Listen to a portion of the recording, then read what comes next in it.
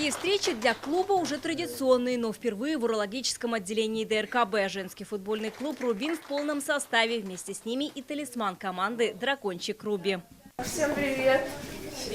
Девушки заходят в каждую палату, интересуются, как дела, отвечают на вопросы и дарят памятные подарки, атрибутику клуба. Дети тут же примеряют кепки и шарфы, кто-то уже лакомится сладостями. Родители признаются, это настоящий праздник. Сегодня после мини-операции плакали, переживали, тревожились. А вот увидели Рубин, телевидение, настроение поднялось, улучшилось. Не каждый день такое. Вот.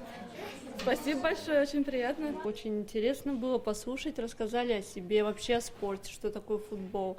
У нас как раз с мужем были планы отдать ребенка на футбол.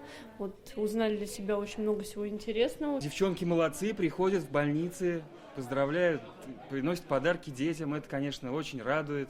Особенно вот Анечку порадовали, мою дочку. Лежим на плановой операции, и вот сегодня подарки подарили. Это очень даже здорово и очень даже вот радует. Команда признается, им и самим приятно. Говорят, отлично понимают, как хорошее настроение и поддержка помогают преодолевать трудности. Психосоматика, психология – все это очень влияет на здоровье, организм, и положительные эмоции подкрепляют и иммунитет, и здоровье, поэтому это очень важно. И эмоциональный фон, и физический. Болеющие детки, всегда хочется видеть поддержку не только от родных, но и от таких же людей простых, вот как и мы.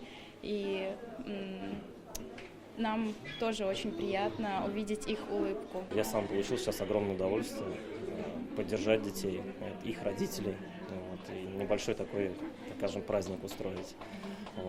Также еще хочу присоединиться и поздравить всех женщин. В год в урологическом отделении ДРКБ проходят лечение больше 3000 детей. Врачи проводят 2800 хирургических вмешательств. Это по 15-20 операций в день. То, что пришли сегодня наши гости, поднять дух, настроение наших мальчиков и девочек.